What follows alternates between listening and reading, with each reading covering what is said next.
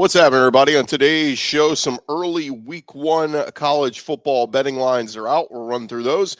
And 24/7 Sports ranks the most grueling schedules for the upcoming season. We'll tell you which SEC teams made the list. Locked on SEC starts right now. You are Locked On SEC, your daily podcast on the Southeastern Conference. Part of the Locked On Podcast Network, your team every day.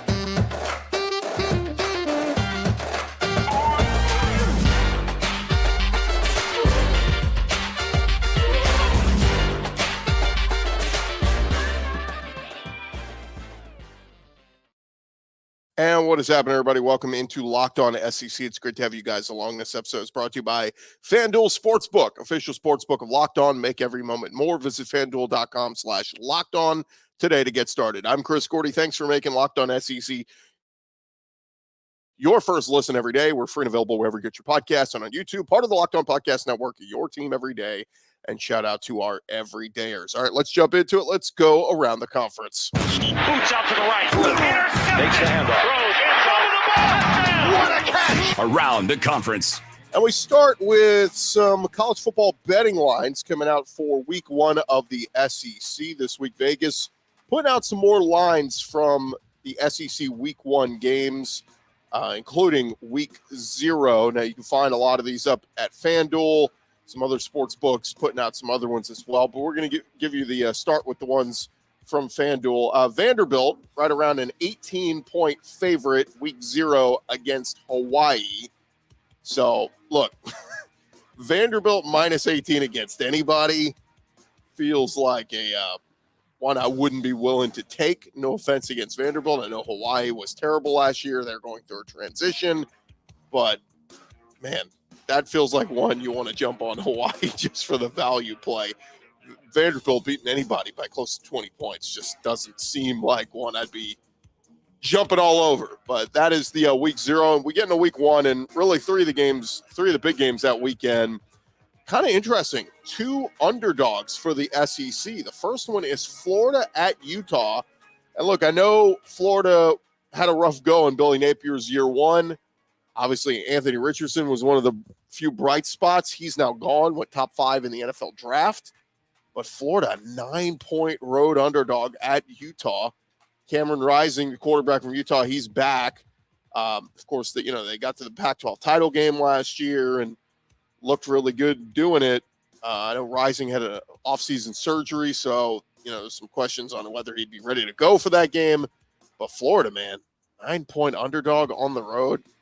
Part of me thinks that's a value play. We're going to take Florida plus the 9. Again, this is very early looking ahead, but kind of like the points there. South Carolina versus North Carolina, they're doing that neutral field, start of the season game. I believe it's in Charlotte. South Carolina, a 1.5-point underdog. Spencer Rattler is sitting there going, I came back for this, to be an underdog to North Carolina. Mac Brown, now they do have Drake May, who a lot of people are expecting is going to be, one of the top quarterbacks in next year's draft, but goodness, if the disrespect wasn't enough, Spencer Rattler, go out there and show what you could do with Juice Wells back. Shane Beamer going to have that bunch ready to go. We'll see. Kind of like South Carolina, plus the 1.5 there. And then LSU at Florida State. This is one I'm going to go back and forth on all summer. Look, LSU brings back a lot. Year 2 of Brian Kelly, exceeded expectations in year 1. But Florida State is bringing back a lot as well. They bring back their quarterback, Jordan Travis, and they've killed it in the transfer portal. LSU's done well in the transfer portal as well, but Florida State has added a lot of 4- and 5-star talent through the portal. That's one I'll keep going back and forth on. I know it's neutral field in Orlando. So technically, it's at Florida State. They were in the Superdome last year. LSU missed the extra point. As time expired and lost by a point. I'll go Florida State plus the 1.5 right now, but that's one I'll go back and forth on throughout the summer. Some other ones you can find out there, Vegas lines. They've got Texas A&M minus 37.5 against New Mexico. Again, we don't know what A&M is going to look like just yet. Alabama minus 37 against Middle Tennessee. That one feels, even though we don't know who Alabama's quarterback is, feels like they may cover that. Tennessee minus 27 against Virginia. I know Virginia's been down, but Tennessee, you lose Hendon Hooker, you lose Cedric Tillman, you lose all these pieces. Joe Milton, we expect him to be good, but is he a 4-touchdown favorite? 4 touchdowns better than Virginia? That one seems like a lot.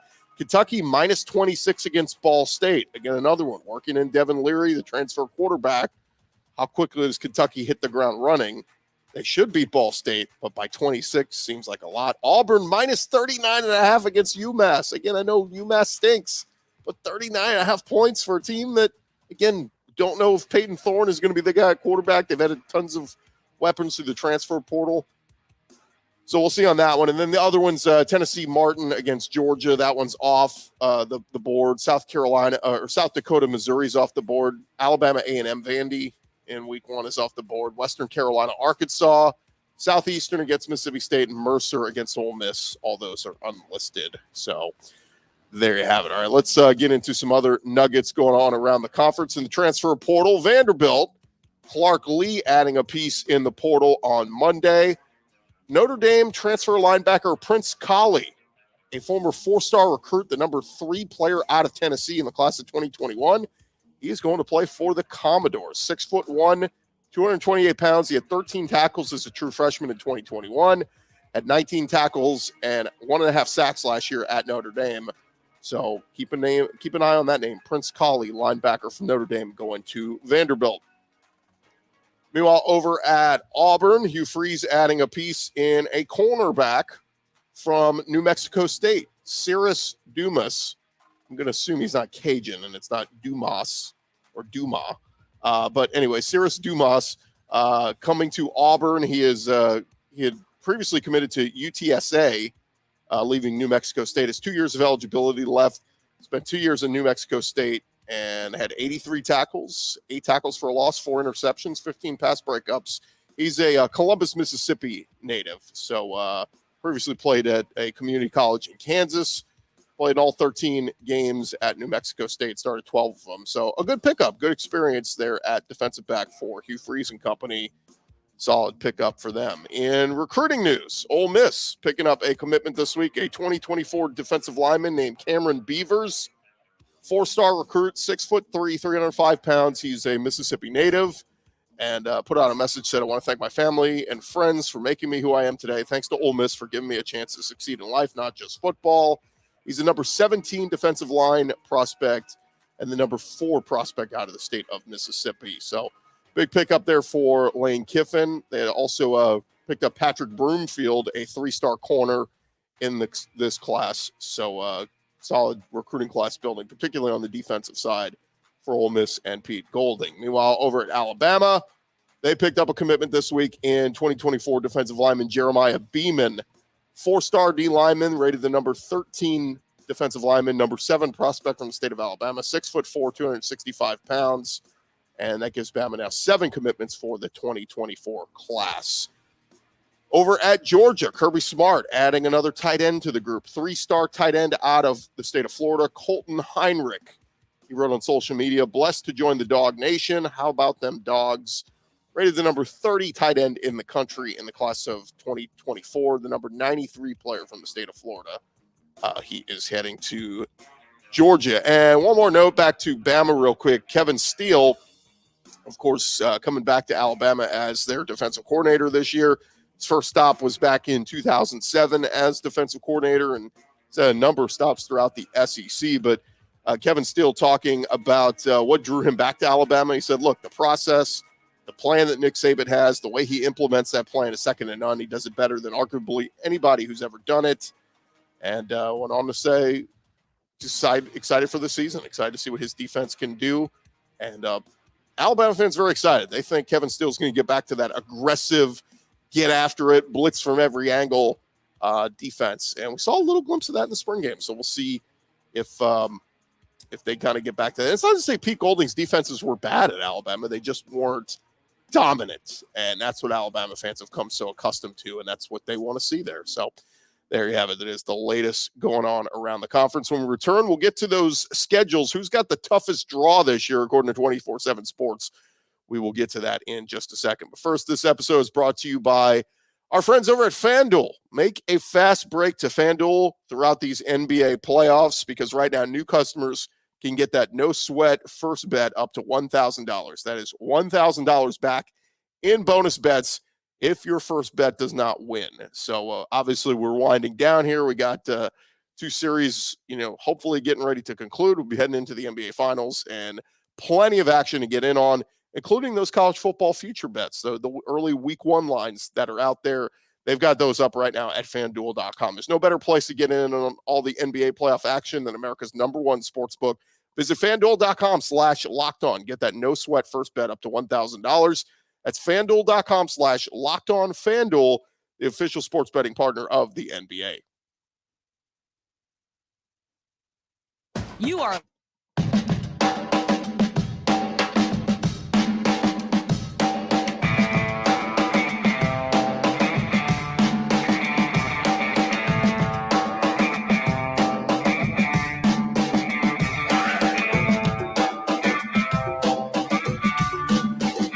roll along here, Locked On SEC. Thank you guys for making Locked On SEC your first listen every day. Everydayers. Tomorrow on the show, we'll be talking more on the transfer portal and, of course, starting to look ahead to SEC spring meetings in Destin, just a week away. So we got plenty to get into, and make sure you're checking us out tomorrow. All right, let's jump back into it. 24/7 Sports, they put out their college football's most grueling schedules this season and ranked them. And look, there's some SEC teams making this list. So here's what they wrote at 24/7 Sports. They said, before you lock in on your dark horse college football playoff predictions this year, take a closer look at the schedules.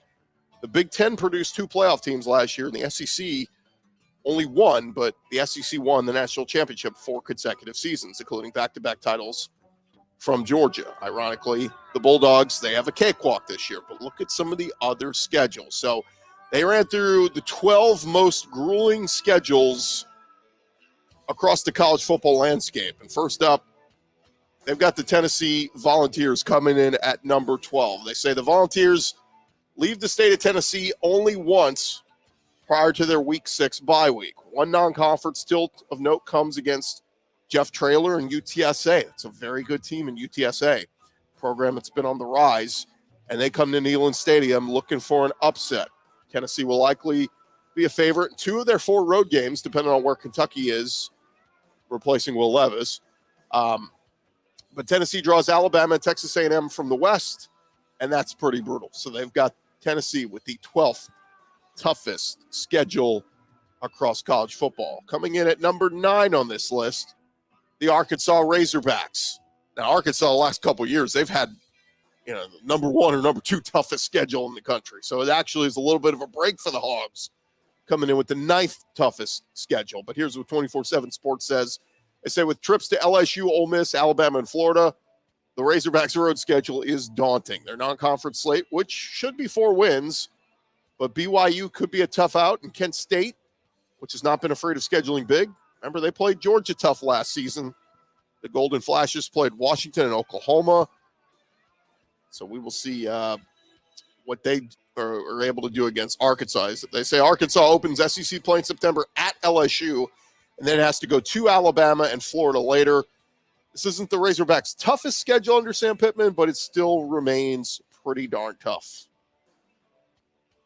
The number 7 toughest schedule in all of college football, they've got the Auburn Tigers. 24/7 Sports says, welcome back to the SEC, Hugh Freeze. Auburn has a strong chance to be 3-0 when SEC play begins in College Station, but there's the double whammy of Georgia and LSU right after that. That could be a quick 3-game losing streak for the Tigers against a trio of opponents who are each expected to field more talented rosters this year. How quickly can Hugh Freeze implement his offense on the Plains? And does he have that quarterback to facilitate it? Those are questions Auburn is trying to answer. Look, I'm a little bit more optimistic on Auburn. I think, LSU and Ole Miss, I think those are winnable games for Auburn if everything is clicking and the offense is gelling. But that's what we just don't know. How quickly does Peyton Thorne hit the ground running? Kid's got a lot of experience playing many games at Michigan State. We'll see. Coming in at number 5 on their schedule toughest schedule list, it's the Florida Gators. So what happens pre-Halloween onward determines Billy Napier's year 2 success, beginning with the Georgia game, followed by Arkansas and Gainesville, and a trip to LSU in consecutive weeks. You're talking about the Gators playing 3 of the SEC's most physical teams at the line of scrimmage down the stretch with no breathing room. Prior to that stretch, Florida takes on 3 teams who will likely all be ranked in Utah, Tennessee, and Kentucky. It's a brutal schedule. And by the way, the Gators are heading into this with a thin quarterback room and depth questions at other positions. I think Florida's just going to run the ball. Better defense. Austin Armstrong seems like he's gotten that defense or getting it turned around. So we'll see. But I agree. Florida's got a really, really tough schedule. That's why I'm saying, I think they can at least get to 6 wins. Some of the Vegas lines have Florida at 5.5 wins. It just seems low. That's a proud program. If they win 5 games this year, Billy Napier's getting fired. That's just the reality of it. I don't think they will, though. I think 6-7 wins is doable for Florida. Coming in at number 2 on the toughest schedule list, I got the South Carolina Gamecocks. 24/7 Sports writes, Shane Beamer's quest to continuing his upward ascension at Carolina is challenging given the schedule. Gamecocks open against North Carolina, a team that won the ACC Coastal last year, and they returned the best player in the conference, Drake May. Then they go to Georgia in week 3 for the SEC opener. They travel to Tennessee. They host Clemson. So that's likely 3 top 10 opponents on the schedule. At least the Gamecocks end the year with 4 home games in November. But what can Shane Beamer do this year? Can they take another step forward? And lastly, coming in at number 1, the number 1 toughest schedule in all of college football this year, 24/7 Sports says it's Ole Miss. They say the only SEC school to play road games against Alabama and Georgia next year, Lane Kiffin might be in for a step back with the Rebels in 2023. The first 3 games should be wins unless Tulane sneaks up on that Ole Miss defense. Remember, they bring back quarterback Michael Pratt, Coach Willie Fritz. They just beat USC in their bowl game. Not crazy to think they could pull off an upset on Ole Miss week 2, but the Green Wave, that comes in week 2. Ole Miss opens SEC play at Alabama, and no team wants that when the Bullets start flying in league play. It's hard to see a path to a crown in the SEC West for the Rebels with this slate, and that is 24/7 Sports. Their most grueling schedules across all of college football, and as you hear there, 1, 2, 3, 4, 5, 6 SEC teams all making their list. All right, thank you guys again for making Locked On SEC your first listen every day. Coming up next, we'll hit on a couple of SEC baseball nuggets as the tournament Hoover gets underway today, and an SEC basketball nugget. That's coming your way in just a sec.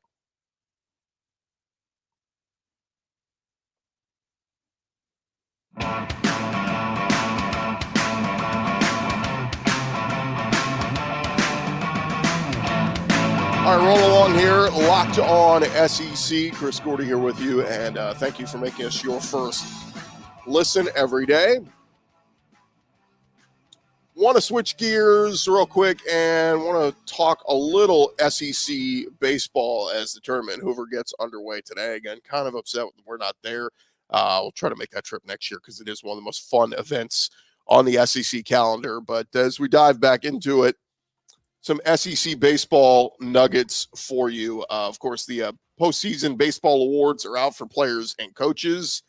And LSU cleaning up a little bit. We know they were the number 1 team in the country for much of the season. LSU's Dylan Cruz, he was named SEC Player of the Year. LSU's Paul Skenes named SEC Pitcher of the Year. Meanwhile, Georgia's Charlie Condon was named the SEC Freshman of the Year. Alabama's Andrew Pinckney and Georgia's Ben Anderson were the SEC Co-Scholar Athletes of the Year. And Arkansas Coach Dave Van Horn named SEC Coach of the Year. So here's a little bit diving into the numbers. Dylan Cruz leads the conference and is ranked 7th nationally with a .423 batting average with 14 home runs, 57 runs batted in. He's also the league leader in on-base percentage, runs scored, and he's has a reach base streak of 59 games, which includes all 55 games of this season. So pretty impressive stuff there from Dylan Cruz. Hard to argue on that. Paul Skenes, by the way, leads the conference in wins with 10, strikeouts with 164, and ERA at 177. He's ranked number 2 on LSU's all-time single-season strikeouts list behind Ben McDonald. He's allowed 2 or fewer runs in 11 of his 14 starts this season. Look, if you're a fan of an SEC team and you played LSU on a Friday night or Thursday night, Paul Skenes probably got the best of you. He was that good this year. Meanwhile, Condon, he's among the SEC leaders in batting, hits, and RBIs. and his 25 home runs this season is an SEC freshman record. The Georgia freshman just had an awesome season, so congrats to him. And Dave Van Horn, he led the Razorbacks to their 4th SEC regular season title, 2nd in the last 3 seasons. Arkansas also won its 7th SEC West Division title under Dave Van Horn and 4th since 2018. So congrats to all those guys. They did put out the first team All-SEC, and just some of the names of note making that list. Jack Caglione for Florida making it at first base. Wyatt Langford, the Florida outfielder. Ethan Petrie at South Carolina. Hagen Smith, Arkansas pitcher. And Hunter Hines from Mississippi State making it as the DH. So congrats to those guys. All very well deserved. And just a quick note on the SEC Baseball Postseason. D1 Baseball, they did their projections prior to the SEC tournament on how many teams the SEC going to get in.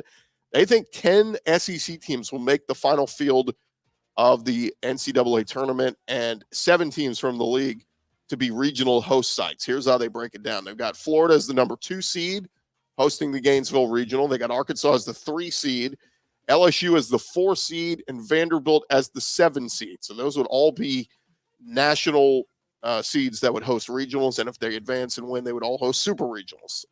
I think that's about right. We'll see what happens if Vandy or LSU go one and done in the SEC tournament. Does that hurt them? We'll see. Following them, they've got Kentucky as a 9 seed, so they would host the Lexington Regional, would have to go on the road for a super regional. Auburn as a 12 seed, Alabama as a 14 seed. So Kentucky, Auburn, and Alabama, they think all of them would host a regional, not a super regional. And then 3 other SEC teams making the field but having to go on the road. They've got Texas A&M. They got them projected to go to the Austin Regional. Again, anytime we can get Texas A&M versus Texas, let's do it. They got Tennessee getting in, but going to the Coral Gables Regional to go play Miami. That would be tough. And then they've got South Carolina getting in, going to the Coastal Carolina Conway Regional. So, again, 10 SEC teams projected to make it. We'll see what happens this week. Look, something crazy always happens at the SEC tournament. So we will see. And by the way, that gets underway today for those of you listening on Tuesday. Seth Halverson going to make his first Tennessee start today against Texas A&M. He's 2-2 with a 3.96 ERA. He was Missouri's Friday night starter 2 years ago before he transferred to Tennessee. So see what he is able to do for the Vols today. And one quick SEC basketball nugget before we get out of here. Tolu Smith coming back for another season in Starkville.